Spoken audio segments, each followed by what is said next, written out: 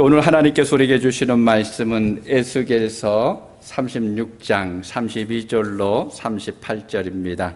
구약성경 1208페이지 에스겔 36장 32절부터 38절까지 우리 다 같이 일어나셔서 한 절씩 교독하여 봉독하도록 하겠습니다. 주 여호와의 말씀이니라. 내가 이렇게 행함은 너희를 위함이 아닌 줄을 너희가 알리라. 이스라엘 족속아, 너희 행위로 말미암아 부끄러워하고 한탄할지어다.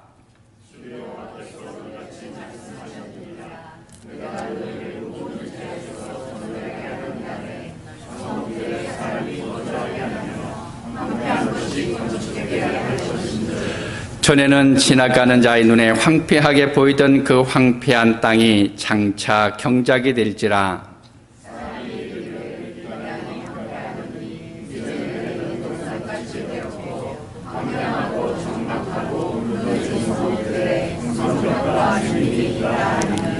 너희 사방에 남은 이방 사람이 나 여호와가 무너진 것을 건축하며 황폐한 자리에 심은 줄을 알리라. 나 여호와가 말하였으니 이루리라.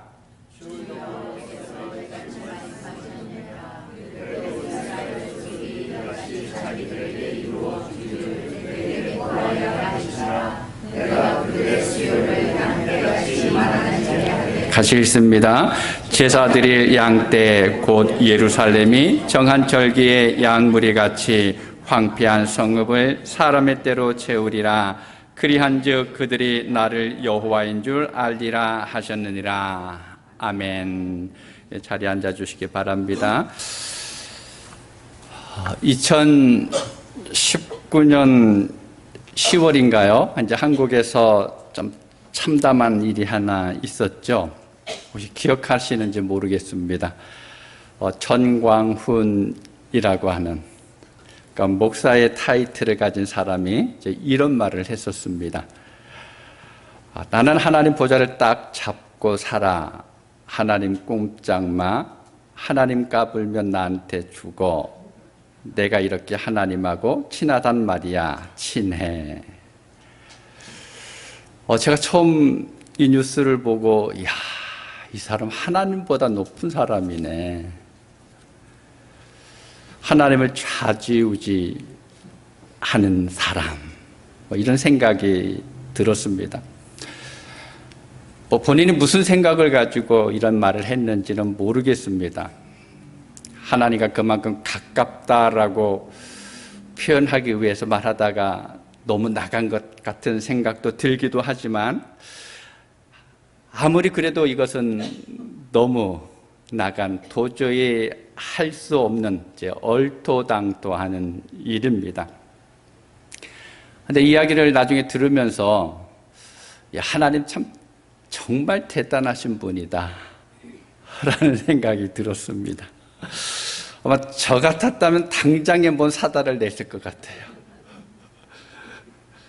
뭔가가 일을 했을 텐데, 근데 하나님께서는 그렇게 하시지 않고 기회를 주시는 것 같다라고 하는 생각이 들기도 했습니다. 근데 그 다음에 가만히 보니까 하나님께서 가만히 계신 것이 아니라 뭔가 일을 진행을 하고 계십니다. 사람들의 지각을 점점 더 흐리게 만들고 판단력을 무너뜨리고, 그 다음에 하는 말들을 보면 마음이 점점 더 완악해져 가고 교만해져 가면서 자기 자신을 보지 못합니다. 아무것도 보지 못합니다. 스스로 멸망의 길로 걸어가고 있는 것입니다. 그러니까 제가 보기에는 그랬습니다. 그런데 여러분, 만약 이런 사람이 지난주에 말씀을 드린 것처럼 무너지는 나라, 피폐해져 가고 있는 이 땅의 백성들을 향해서 하나님을 가로막고 기도한다 그러면 하나님께서 어떻게 하실까요? 아마 하나님께서 본체만체 하실 것 같습니다. 외면하실 겁니다. 자식은 아버지 앞에서 팔 벌리고 막아설 수 있습니다. 그런데 옆집에 있는 아이가 아무리 똑똑하고 잘나도 그 아이가 와가지고 다 가로막으면 어떻게 할 것 같습니까? 비켜 하고 가겠죠. 여러분, 하나님을 맡고 기도할 수 있는 사람이 누구이겠습니까? 하나님의 말씀, 하나님의 약속을 듣고 기억하는 사람입니다. 하나님을 사랑하고 하나님의 뜻을 위해서 자기 자신의 모든 것을 내려놓을 수 있는 사람입니다. 하나님의 사랑을 받는 사람입니다. 그 사람이 누구입니까? 바로 신실한 성도입니다. 오늘 예비하고 있는 여러분과 저입니다. 그러한 성도에게 가장 큰 복은, 놀라운 은혜 가운데 하나가 바로 하나님께 기도할 수 있다라는 겁니다. 여러분, 우리는 누구입니까? 우리는 피조물이에요. 밖에 있는 나무나 돌이나 하늘의 별처럼, 아니 동물처럼 우리는 하나님께서 지은 존재입니다. 재료를 보면 먼지에 불과합니다. 그런데 그런 우리가 어떻게 창조주 하나님께 무엇을 해달라고 요구하고 기도할 수 있겠습니까? 더군다나 우리는 아담의 죄를 이어받은 죄인이고 그 죄로 인해서 심판받아서 영원히 죽어있는 그러한 존재입니다. 그런데 어떻게 그런 존재가 세상을 창조하고 다스리시는 하나님께 감히 기도할 수 있을까요? 여러분은 하나님께서 우리를 얼마나 사랑하신다라고 생각하십니까? 세상에서 부모의 사랑, 특별히 어머니의 사랑이 가장 강하다라고 이야기하는데, 그런데 요즘은 어떻습니까? 너무 쉽게 자녀를 버립니다. 물질 때문에, 명예 때문에, 때로는 쾌락 때문에 자녀를 아무렇지도 않게 버리는 그러한 이야기들을 들을 때가 있습니다. 그것보다 더 심한 사건들도 우리는 접해봤는데 차마 제 입으로는 그 일을 이야기하기에는 마음이 내키지 않습니다. 그런데 이사야서 49장 15절에 보면, 여인이 어찌 그 젖 먹는 자식을 잊겠으며 자기 태에서 난 아들을 긍휼히 여기지 않겠느냐? 그들은 혹시 잊을지라도 나는 너를 잊지 아니할 것이라 라고 말씀을 하십니다. 어미가 자기가 낳은 자식들을 까마득히 잊는 일이 발생하게 될지라도, 일반적으로 그런 일은 없는데 그런 일이 나타난다 할지라도 하나님께서는 절대로 우리를 한순간도 잊지 않겠다라고 말씀합니다. 여러분, 하나님의 사랑이 어떠한지 스바냐서 3장 17절에 보면 이렇게 표현합니다. 우리 함께 읽도록 하겠습니다. 너희 하나님 여호와가 너희 가운데 계시니 그는 구원을 베푸실 전능자이시라. 그가 너로 말미암아 기쁨을 이기지 못하시며 너를 잠잠히 사랑하시며 너로 말미암아 즐거이 부르며 기뻐하시리라 하리라. 원문 번역 성경에 보니까 이렇게 되어 있습니다. 너희 하나님 여호와가 너희 가운데 계시니 그는 구원을 베푸실 전능하신 분이시다. 그분께서는 너를 두고 기뻐하고 즐거워하신다. 자신의 사랑 안에서 너를 새롭게 해주시고 너 때문에 환성을 올리며 기뻐하실 것이다. 여러분, 이 장면을 한번 머리에 그려보시기 바랍니다. 우리를 보시면서 기뻐하시고 즐거워하시고 또 박수하시고 환호하시는 하나님입니다. 여러분, 하나님께서 우리를 보실 때마다 얼마나 좋은지 기쁨을 이기지 못한다라고 기록하고 있습니다. 어쩔 줄 몰라 한다라는 거예요. 그렇게 우리를 사랑하고 계십니다. 여러분, 하나님께서 왜 우리를 이렇게 좋아하십니까? 왜 이렇게 기쁨을 이기지 못하고 계십니까? 그 이유는 단 하나입니다. 우리가 어떤 대단한 일을 했기 때문이 아닙니다. 무엇인가 큰 것을 하나님께 드렸기 때문이 아니라 그 이유는 우리가 하나님의 자녀이기 때문에 그렇습니다.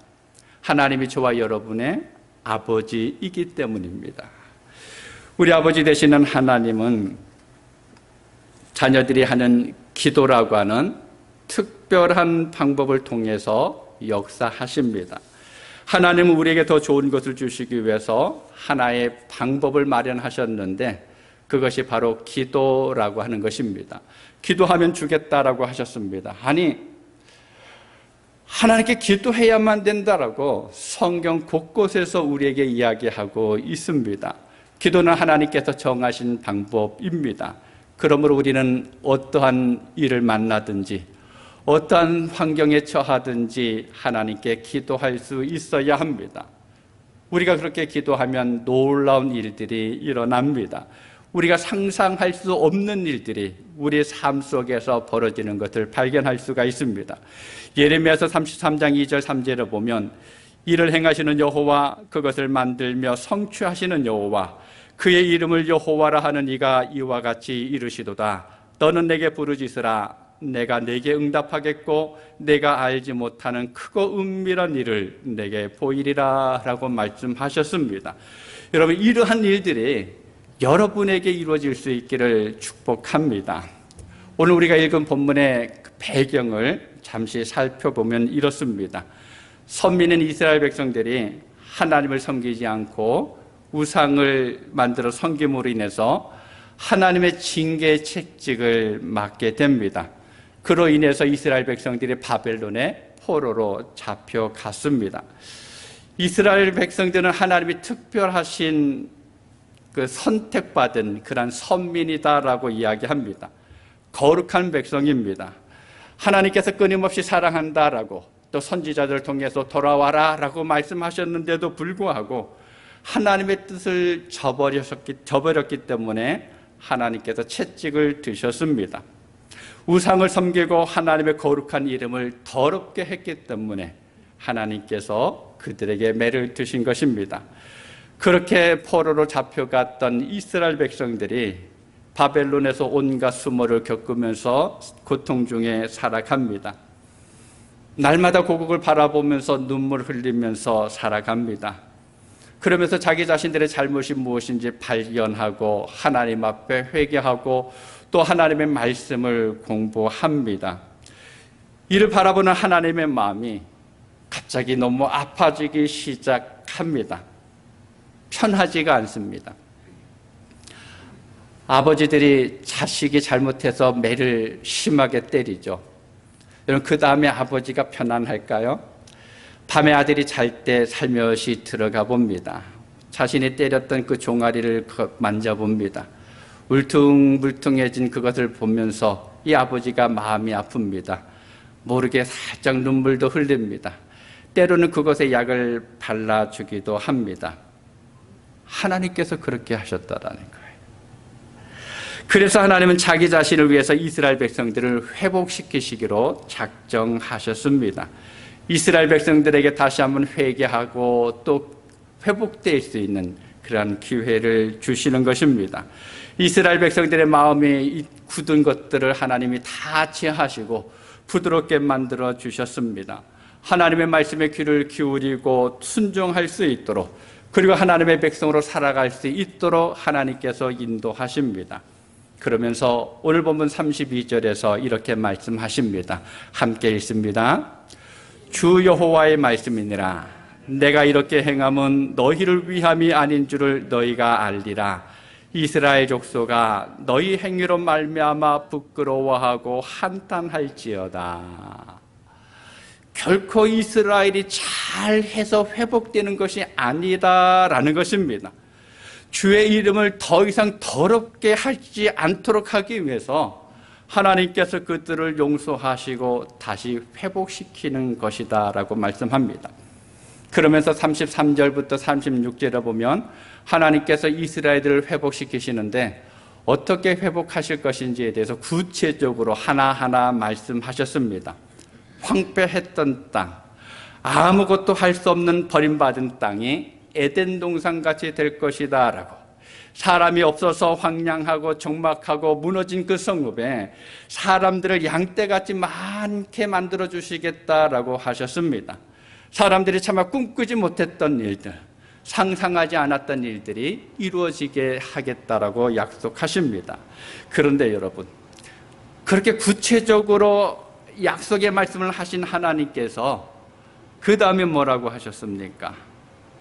무슨 말씀을 하셨나요? 이런 놀라운 복이 그들 가운데 이루어지기를 어떻게 해야 된다고요? 내게 구하여야 할지라. 기도해야 된다라는 것입니다. 여러분 37절을 보시기 바랍니다. 37절 함께 읽습니다. 주 여호와께서 이같이 말씀하셨느니라. 그래도 이스라엘 족속이 이같이 자기들에게 이루어주기를 내게 구하여야 할지니라. 내가 그들의 수요를 양떼같이 많아지게 하되. 그래도 무슨 의미입니까? 하나님께서 복 주시기로 작정하셨다 할지라도 그것이 하나님의 약속이 분명하고 또 하나님께서 그것을 속히 이루시기로 계획하셨을지라도 그래도 이스라엘 족속은 어떻게 해야 된다고요? 기도해야 된다라는 겁니다. 하나님은 우리가 무엇이 필요한지, 무엇을 원하고 있는지, 어떤 형편에 있는지, 어떤 문제에 있는지 벌써 다 알고 계십니다.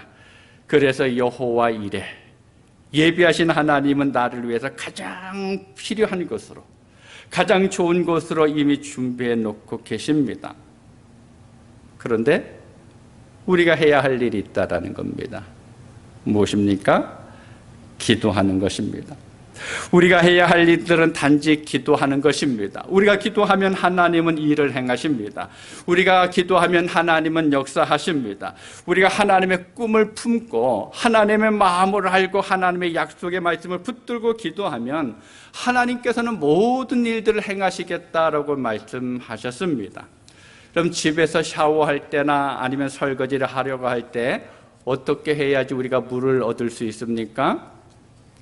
우리가 물이 필요하다라고 생각하면 그 순간에 물이 저절로 막 쏟아지나요? 아니죠. 아니면 물이 필요하다고 말만 하면 그렇게 되나요? 그렇지 않습니다. 나중에 좀 더 발전하면 그렇게 될 수 있을런지 모르겠습니다. 그런데 지금은 절대 그런 일이 일어나지 않습니다. 어떻게 해야 됩니까? 수도꼭지를 틀어야 되죠. 그런 물이 나옵니다. 물론 그 전에 수원지에서 필요한 물이 생산되어지고 파이프라인을 통해서 이 집안까지 물이 다 차 있기 때문에 그렇습니다. 따뜻한 물을 쓸 수 있도록 보일러에서 물이 다 데펴져 있기 때문에 우리는 그것을 사용할 수 있습니다. 그런데 아무리 큰 파이프가 연결되어 있고 뜨거운 물이 다 준비되어 있다 할지라도 수도꼭지를 틀지 않으면 우리는 절대로 그 물을 사용할 수가 없습니다. 우리가 해야 할 일들은 수도꼭지를 트는 것입니다. 하나님과 연결된 수도꼭지를 트는 일이 바로 기도입니다. 오늘 보면 36절 마지막에 이렇게 말씀합니다.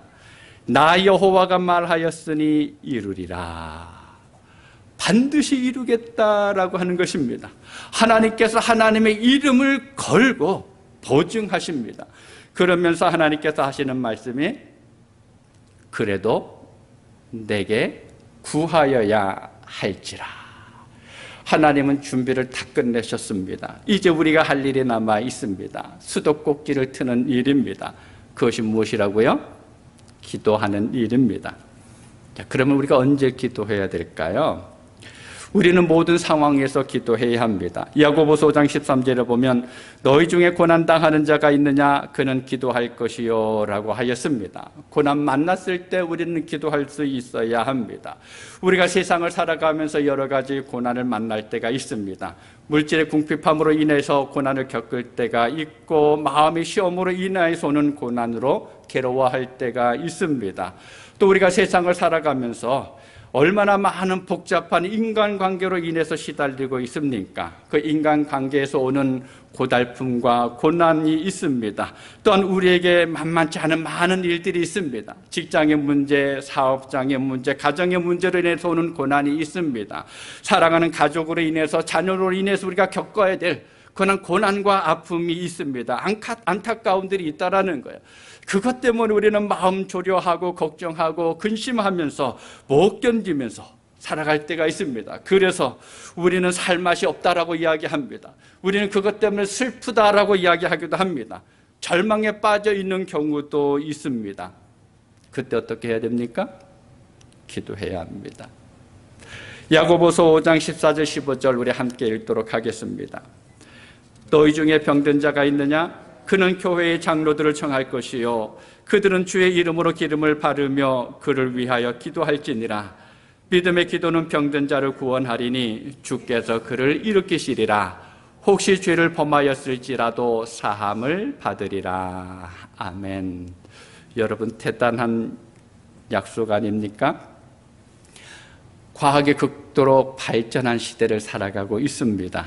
그런데 이 시대에도 의학이 규명하지 못하고 있는 불치병이 너무 많이 있습니다. 육신의 질병뿐만이 아니라 인간관계의 병, 또 마음의 병, 정신적인 병, 그 모든 병적인 문제들을 가지고 어떻게 하라라고 이야기합니까? 기도하라. 기도하라라고 성경은 말씀하고 있습니다. 특별히 주의 종들을 청해서 기도하라라고 권면합니다. 왜입니까? 믿음의 기도는 병든 자를 구원하기 때문에 그렇습니다. 여러분은 이 세상에서 가장 현명한 사람이 누구라고 생각하십니까? 그것은 기도할 줄 아는 사람입니다. 정확하게는 항상 기도하는 사람입니다. 기도가 무엇인지를 아는 사람, 기도라는 방법을 통해서 하나님의 능력을 끌어다 쓸 수 있는 사람이야말로 인생을 승리로 이끌어가는 사람입니다. 스펄전 목사님은 10년을 염려하는 것보다 차라리 10분간 기도하는 편이 좋다라고 이야기했습니다. 우리는 기도해야 된다라고 하는 사실을 잘 압니다. 지금 기도할 때인데 이 문제는 기도해야 되는 건데 알고 있습니다. 그런데 너무 피곤합니다. 바빠서 시간이 없습니다. 더군다나 의지가 약해서 때로는 기분이 좋지 못해서 기도하지 못하는 경우가 있습니다. 그래도 우리는 기도해야 합니다. 단 10초라도 하나님 앞에 무릎 꿇고 기도할 수 있어야 합니다. 우리의 연약함을 도와달라고 성령께서 내 안에서 간구하면서 하루하루 기도하는 그러한 삶을 살아갈 수 있게 해달라고 우리는 기도할 수 있어야 합니다. 여러분, 그렇게 되실 수 있기를 바랍니다. 나는 바빠서 못하는데, 나는 힘들어서 하기 싫은데 내 안에 계신 성령께서 나로 하여금 하나님 앞에 무릎 꿇을 수 있도록 내 마음을 붙잡아 달라고 여러분 항상 그 소망을 가지시기 바랍니다.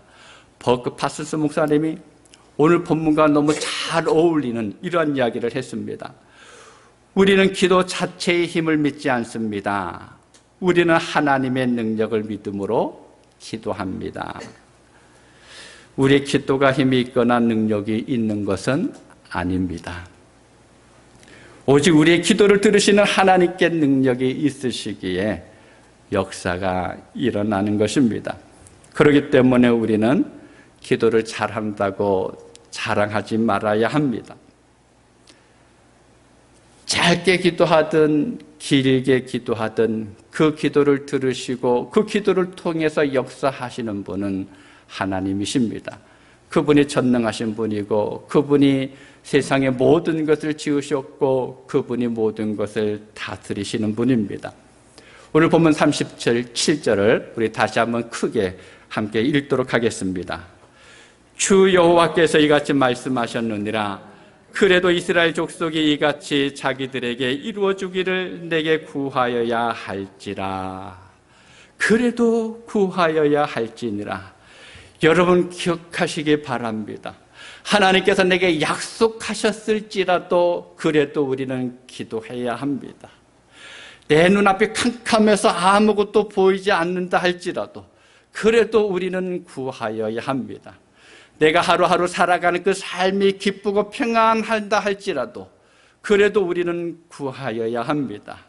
내가 살아가는 발걸음이 힘들고 한 걸음 한 걸음 옮겨가는 것이 정말 고통 가운데 있다 할지라도 그래도 우리는 구하여야 합니다. 왜 그렇습니까?